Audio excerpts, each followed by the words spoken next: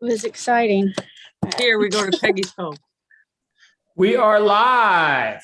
Hey. Hooray! Welcome everybody to another thrilling week here in the Success Daily Success Calls. John Lavenia here at your service as usual. And we've been talking about the weather. I'll tell you what, it is cold here in the Tampa Bay area. It is only 60 degrees. Right. Oh, wow. 60 degrees and windy. Yeah, that's strange.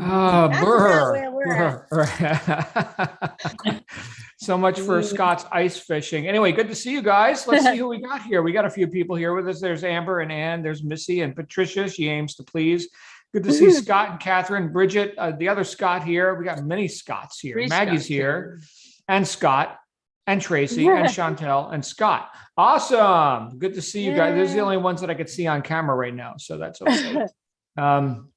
Hey, I'm glad to be here with you.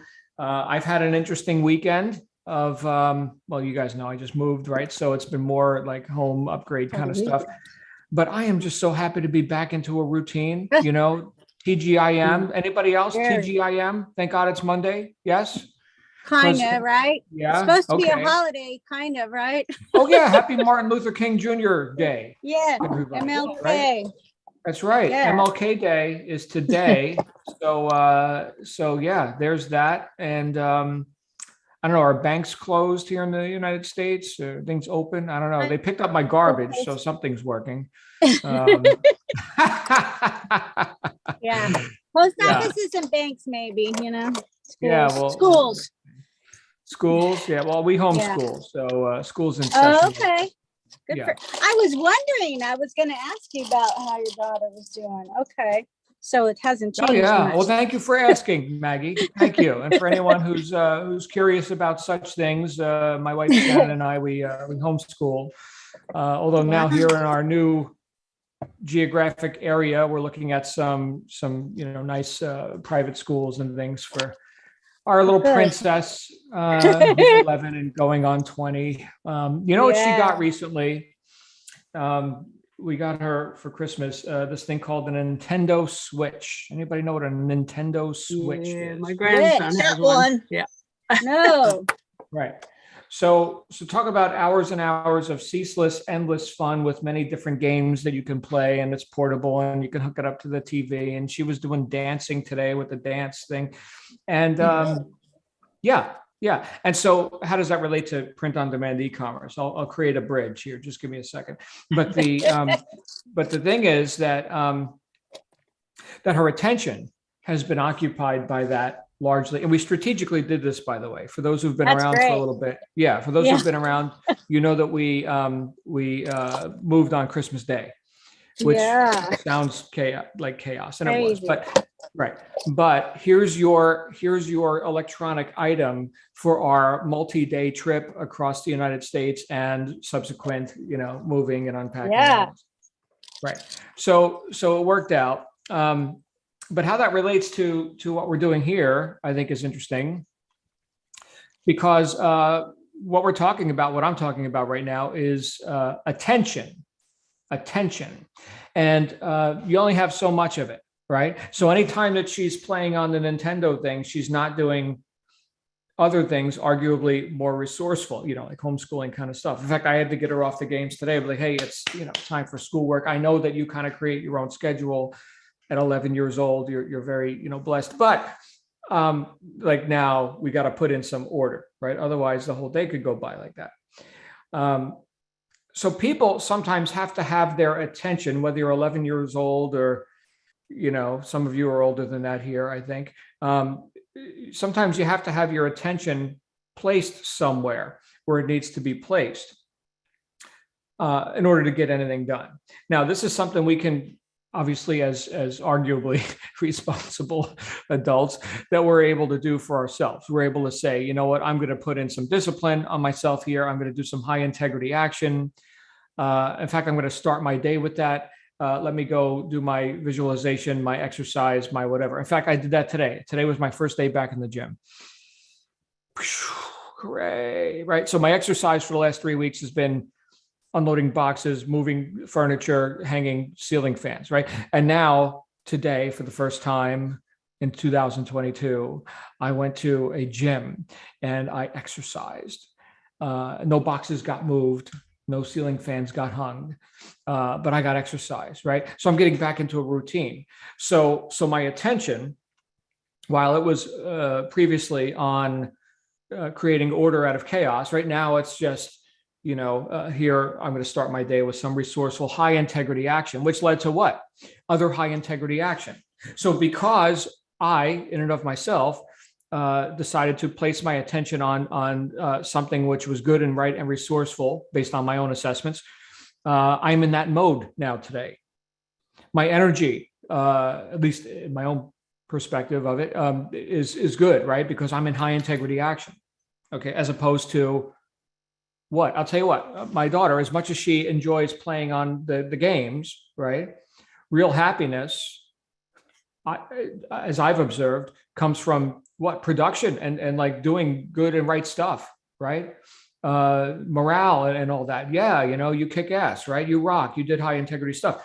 Fantastic, right? I feel good about myself when I do good things. If you want good self-esteem, do esteemable things. Excellent, excellent lesson. So we're talking about the attention that we can induce, in ourselves, that we can shift from one thing to another, a less resourceful thing to a more resourceful thing. And that which matters most must not be at the mercy of that which matters least. Which brings me to the other consideration about attention, and that is the attention of your customer. Okay, so now we're not talking about you disciplining yourself or you causing yourself to put attention on things that you weren't previously putting attention on, but you're causing your customer to put attention on something they weren't putting attention on previously. Now, here's a little tip, or I guess here's the punchline for all this, is that they're not as interested as you are. Anybody ever done any work in like the home business space, network marketing, online or home business kind of stuff, right? Where you've got the greatest jungle juice in the world and you want to tell your friends, family, and neighbors. And for some reason, as great as your offer is, they're just not as interested as you are. Anybody ever notice that, right? Well, you only have so much attention, right? And if their attention is on the job, the kids, taking out the garbage, the dog peed on the floor, whatever their attention is on, right? That's consuming part of it. So you've been able to observe that. Okay. And that was just one example of something I think, a pretty big deal, right? I mean, here's a home business opportunity or whatever. That's a pretty big opportunity, right? For people to put their attention on. Well, here we're talking about something much smaller. Here we are in the land of print on demand e-commerce. You've got a coffee mug, you've got a t-shirt. And you are now attempting to divert this person's attention from whatever the dog peed on the floor to here's the coffee cup, which you need to buy, right? I mean, for you to have this experience, which is awesome because it's a coffee cup and you made it, you need to put your attention on this long enough. You need to be interested long enough to transact. Okay. Now you're not doing a whole song and dance. Here's the business presentation. Here's the features and benefits and blah, blah, blah. Okay. But in your mind, knowing the short attention span of Mr. and Mrs. Public, which is not a condemnatory statement, it's just reality, right? We only have so much attention. But with that in mind, the thing that I think you need to do and that you're learning to do, and that some of you are doing very nicely, is capturing that attention with whatever modalities, keywords, graphics, whatever, branding, right? And doing your marketing, and then and doing it so thoroughly that it induces a decision on the part of the person who has very little attention to spare. Now, if they were, let's say that they were a coffee cup enthusiast and they do copious amounts of research on which coffee cups to add to the collection and where they will be positioned in the display case because that's their thing, right? Then they have obviously more attention on this than the average impulse buyer. Okay. Same with other print on demand products, t-shirts. Christmas just happened, and my wife and daughter asked, "What do I want for Christmas?" And there's really nothing that I wanted, except I had this one T-shirt in mind. I saw it somewhere. I think it was on Facebook, and it was produced by this this patriotic group. They do like, it's a U.S. and military owned business, and they got like the Gadsden snake, "Don't tread on me," and all this black, and it's got an AR-15. I was like, that's a John shirt, right? I like that shirt. So they got me the shirt. That's nice. Okay. So for something like that, I had attention on it longer than I was actually seeing it. I saw it. I'm typically not an impulse buyer. I'm not your average public, by the way. Okay. I'm the guy who puts $10 items on the wish list in Amazon and thinks about it for 6 months. Do I really need that? I don't know. It's going to take up space. Right. So I'm weird in that way. Right. I tend to not buy stuff that isn't like right now. And then other times I'll just go in there and buy. Right. But chances are the majority of the people who will buy your products are a bit more impulsive. I mean, after all, we're not talking about a life decision. You're not asking them to join your network marketing deal, right? And to dedicate the next 3 to 5 years of their life to selling jungle juice to their friends, family, and neighbors. That's not the offer here, right? And some of you are thinking, thank God. Okay. So here's the question then: Can you make this experience more profitable than the other one I just described, just kind of hypothetically? Okay. Can you make this experience more profitable? And if the answer is yes, it's going to be via commanding the attention of your ideal target audience long enough to induce a decision. Small decision, which can lead to repeat decisions. Hey, I like that one and that one and that one. Oh, this brand. What's the who's it? Solus Studios, right? Missy. I'm thinking of Missy's brand right now, right? Solus Design Studios. Solus Design Studio. There you go, right? So I actually I think it's pronounced Solace. I always say Solus. It must be an Italian thing, right? The vowels in the Italian language are a, e, i, o, u. You're from Jersey. You don't know how. Solace, right?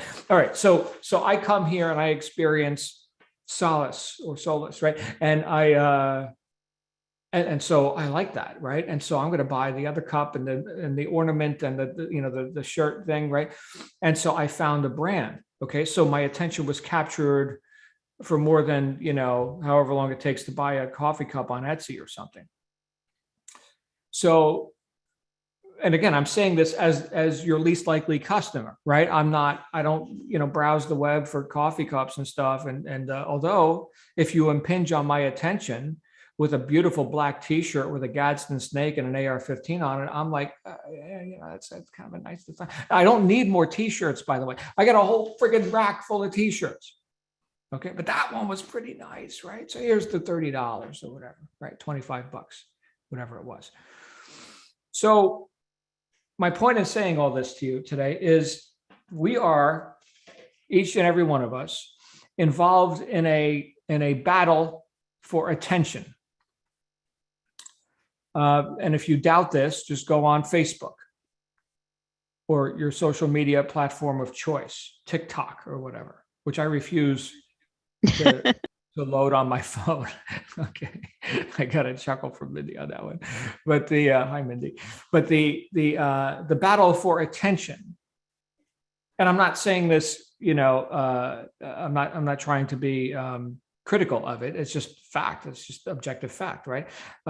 If you are running a secret business, then you've got a hobby.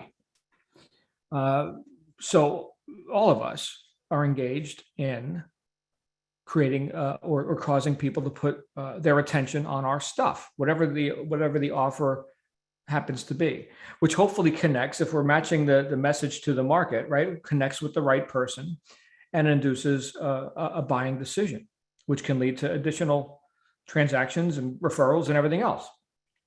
Getting that up and running, though, is a bit of delayed gratification, because look, guys, all marketing is a test. I don't have a crystal ball. Rachel, I don't care who the guru is, right? You don't have a crystal ball. I know some of the most amazing marketing experts and copywriters and stuff, and they've produced a ton of crap that fell on deaf ears. Okay. So no crystal balls. Optimization of something that you've already produced, right? Small risks, little reaches, right? To see what bears fruit. Yeah, that's so all marketing is a test, but you can't optimize that which you're not doing. So I want you to consider this, and this would be kind of a theme for the week or for your life or whatever, is that when you put something out there, the design, of course, is one part of it. Here's the visuals, here's the mock-ups, and nice. Okay, that's great. And then the actually getting it sold is another. Who are you getting in front of that? What fresh eyeballs do you have seeing that? Of course, it's an enormous question.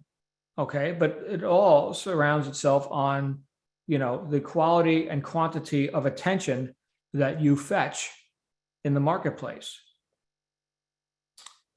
The difference between what you're doing as a sales and marketing, professional, which is really what everybody is, right? Regardless of what the product is, you could be the dentist or something, and that's your deliverable is dentistry. That's cool, but you got to get it sold, right? Otherwise you got no teeth to pull. So, or polish or whatever they're doing, right? So in that case, you're a sales and marketing professional of print on demand products via e-commerce platforms. So then your quest must be to be interesting. So just like the person who wants to be interesting on a TikTok video or something, right? You want to have your products be interesting enough for people to have, to spend, because you only get so much of it, to spend that attention. This may sound too basic, but I mean, what's the difference between, and I think about this all the time, what's the difference between the pianist who is extremely talented, the singer-songwriter who is barely, paying their bills, and Elton John? What's the difference? Well, Elton John doesn't write his own music, but you get the point, is the amount of attention that has been flowed in the direction of Elton John, right? I'm just using that as one example, versus the other singer, pianist who is, doing the lounge lizard act on weekends, down on the corner, restaurant or whatever. They got an open stage. Attention. That's what's coming up for me today. I hope I got some gears turning for you guys, because I mean, if you just look in your own life, yeah, that's true. I only have so much attention, and right now it's going on this, which means it's not going on that, right? Well, imagine if you were the person who, liked fishing, for example, right? Is there the fishing coffee cup? How do you get in front of that person with the fishing themology of coffee cup, via coffee cups or t-shirts or whatever, right? That should be like every action we take should have a purpose, obviously. So what is the end result that I want to happen before I even design the product, right? Before I even put the words on the cup or whatever? What is the end? And every action we take with the end in mind is that person, that ideal target audience person, this ideal customer avatar, which I just invented. All right, it's Bob, and he likes fishing, and he likes that fishing phrase, and he's going to see this cup, and he's going to buy it, and he's going to tell his friends, right? So every action we take before we take it, what is the purpose of that action? What do I want the outcome of that action to be? And I think we'll find that pretty instructive and informative, right? Because again, while Bob only has so much attention to put on your coffee cups, so do you, right? I mean, how much time do you got? So let's make it very purposeful. And, I would say, obviously, you can't win them all, but you can't lose them all either, right? So let's swing for the fences every time. Here's this one, and this one's going to be the hit. And here's this one, and this one's going to be a hit.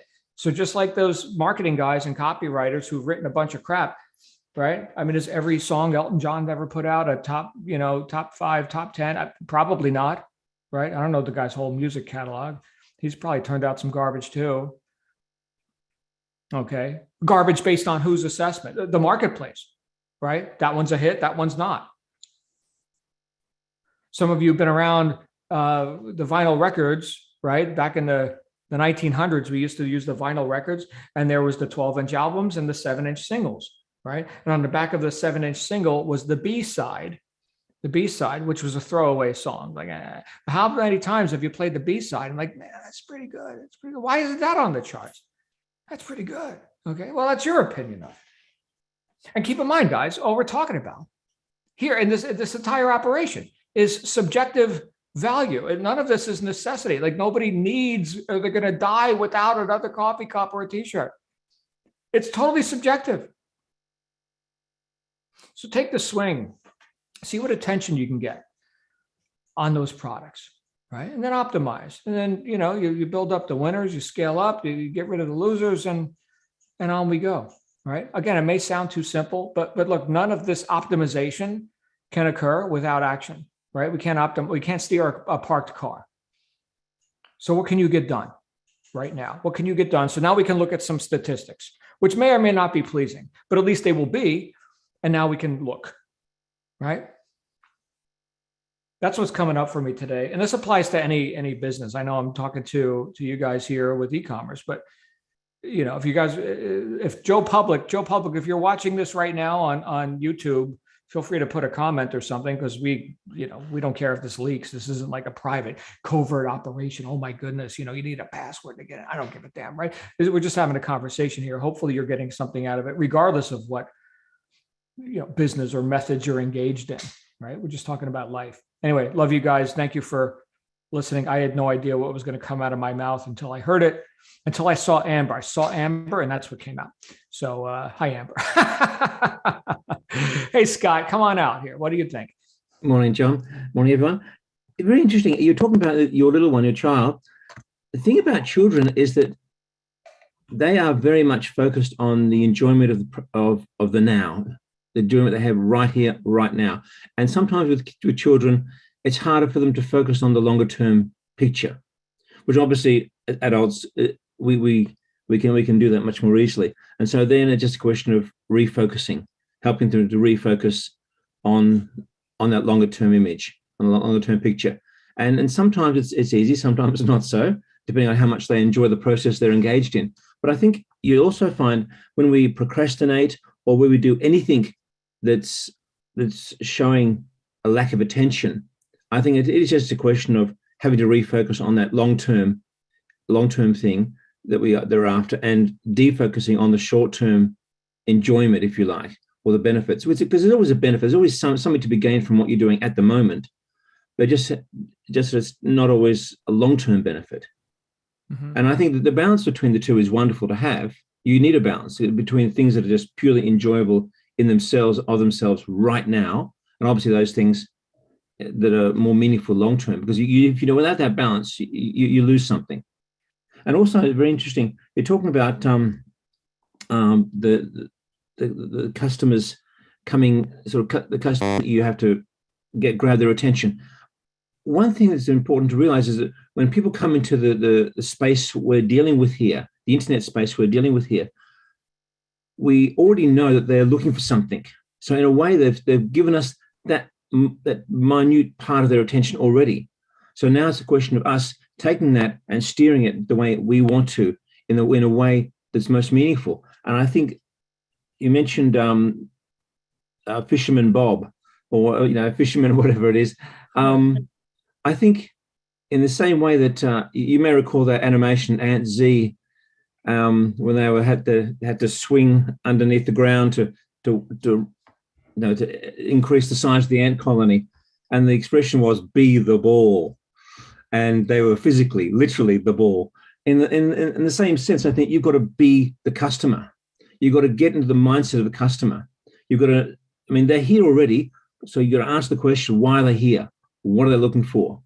You've got to basically get yourself out of the way and be that customer and say, right, now I'm the customer. What do I want to experience here? What am I here for? Because they are here. They've shown up at the website or whatever it is, and they are here. So we know there's something clicking in their heads. So the skill then is knowing how or learning how to be the customer, so that we can then, in the same sense, I'm not sure if you're familiar with Aikido, the martial art. It's all about redirecting the person's energy in a way that serves the goal. Isn't that judo? Pardon? Isn't that judo? It's similar, but you don't go on the ground as much. Ah, okay. Think of Steven Seagal. Oh, okay, right. Yeah, that sort of thing. But the idea is to redirect their energy in a way that obviously, in that case, incapacitates them. But in this case, you're redirecting the energy in a way that's going to lead them to a high, as you mentioned before, to a state of feeling they're walking away from you wealthier and better than when they first encountered you. Ah, right. But you've got to be the customer. And very interesting also, you mentioned the B side of the record, which I thought was interesting. Mm-hmm. The thing is that the market is fickle. It changes. So what's not popular today may be popular tomorrow. I mean, you might see a resurgence now of the 60s, 70s songs among people who never even knew them originally. Mm-hmm. And then that happens because that's the nature of the market. It is fickle. It's organic. It does change. But still, you've still got to get into the mindset. And that's why Elton John, sometimes they come across these marketable things just by sheer luck. Because this is what I create, this is what I am, and the public responds to it. But that's not always the case, as you know. I mean, and sometimes I say it's just the luck of the draw, because it's hard to know what the market wants, until you do that little bit of testing here or there with this song or that song. And some people have one-hit wonders, and you never hear from them again. And some of them have hit after hit after hit. It's hard to predict that, because it's very hard to get into the mindset of an audience. I mean, like a musical audience, it is so fickle. But at least we know they're coming to us, so. They're not. It's not that hard to understand why they're coming. At least, right. Yeah. What you mentioned, one-hit wonders. That's an interesting phrase to me. I think of I can think of several. Do you have any one-hit wonders, Scott, that you'd like to see if I can name a song? To mind. But the thing I noticed though, even with Elvis, and less so with Michael Jackson, perhaps, but even with Elvis, there's some songs I don't like. Most of these songs are fantastic, but there are some that don't resonate. Mm-hmm. And there are some songs that he liked that really resonate with me, but I know do not resonate with the general public. And that happens too. Even with great musical master, great people like that. Well, you got a couple in the chat. Chubby Checker, The Twist. Everybody knows The Twist. Come on, baby, let's do the twist. That was Bill Haley. Right. Bill Haley in the comments. After Rock Around the Clock, his career, nothing happened. Right. I heard a song just yesterday. What's it? I don't care. I love it. Icona Pop. Anybody know what that is? Icona Pop is the name of the band. I don't. Do they have any other songs? It's the only song I've ever heard from them. It's like a radio pop, pop music kind of a thing. But Macarena, is that a one-hit wonder? Los Del Rio. Okay, I couldn't have named the artist, but everybody's heard the Macarena, right? Mm. Now, hopefully they capitalized on that to the point where, I don't know. Do you retire on one song? Do you retire on one coffee cup? I don't know. Probably not. Probably not, right? In fact, here's the other thing, guys. Since Scott's bringing up one-hit wonders, there are many people, and you can do your own research on this, who have hit it big, music, basketball, football, whatever, right? And destroyed themselves, right? So think about that. I mean, if you could be consistently winning with wins here, wins there, right? Lots of products, lots of wins, versus here's your 2.5 years of killing it, and then you take yourself out. Like, since we're talking about music, Jimi Hendrix, right? How long did that guy perform? 3 years. 3 years. That's it. Over. Dead. Wow. Right? Guns N' Roses. Anybody heard of Guns N' Roses, the rock band, right? They did like 2 albums. The second one sucked, and they're all on drugs, and it's over. It's done. Man. And of course, we're talking about the music business now, which is rife with debauchery and anyway, these guys take themselves out all the time. You don't have those problems here. And you guys aren't going to the drunken cocaine brawl, on weekends with your e-commerce groups, are you? Right? No. Okay. Janice Joplin. There you go. Thomas, I'd sign up for that. Yeah, be careful, Thomas. Be careful with that. A bunch of e-commerce debauchery. Okay, I just don't see it. All right. Anybody else? Anybody else got some thoughts on the attention that we spend? And we only have so much of it, and so does your customer. And they're not as interested as you are. Any other thoughts on this? No, none. Okay. Well then, let's go ahead. Oh, is it Bridget? Bridget? Well, I'm happy to talk. I was going to say something, but then I looked at the clock and didn't want to go over time. But we'd love to hear your thoughts. Okay, well, I had a fascinating experience with attention over the past couple of weeks. Someone is writing a book about my father, who was a minor celebrity, let's say, pretty minor, but in a certain arena. And so I've been going through old family pictures and old family records to try and clarify a number of things in his life, and that my sister, my brother, and I all have different memories about. And it's one aspect of the attention is how easy it's been to go down a rabbit hole with it, and how hard it's been to pull my attention off of it to do the other things I need to do. And then the other aspect is how we all focus on different things. One event will grab someone's attention in a different way than it grabs another person who saw that same event.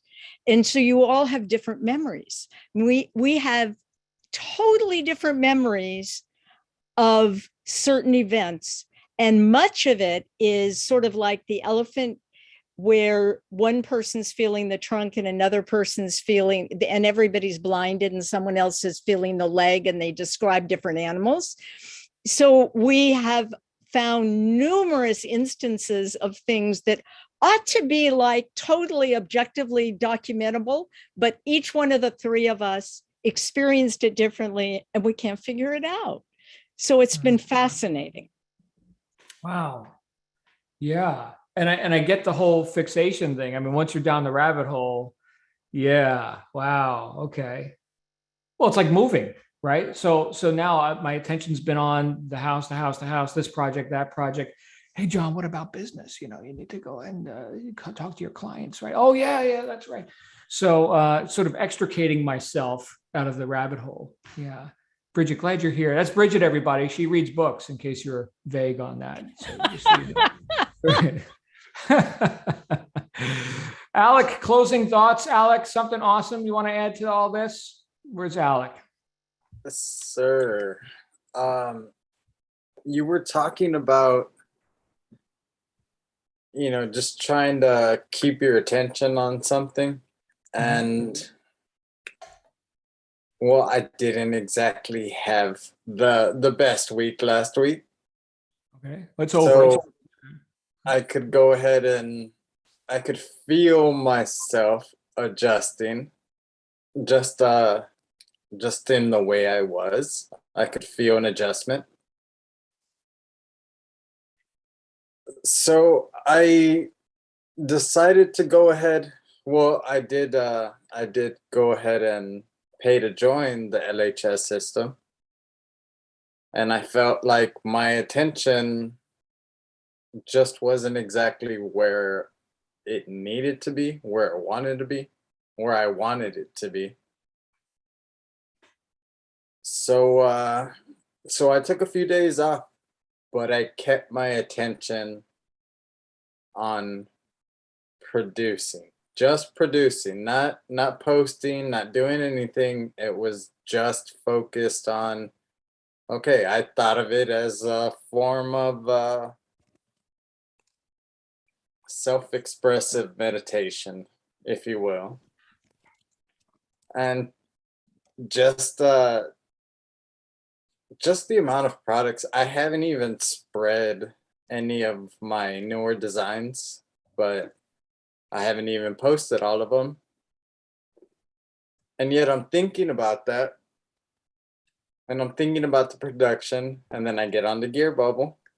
And now I should probably raise my prices. So that's where I felt like for a moment my attention did need to go. So I had my few days of production. Okay, that's done. Done. Now I'm trying to shift my attention to doing like, okay, apparently for some of the prices I would have had before, I would have been paying money. Who would have thunk it? So right now, I just felt like maybe just for the next day or two, shift my attention. So I'm trying to just do everything, I guess, little by little, step by step. Well, you're doing it. I mean, you're getting designs done. And Alec, look, every step you take in the right direction is to be commended. I mentioned that I got back to the gym today. That's high integrity action. And I noticed that I did it.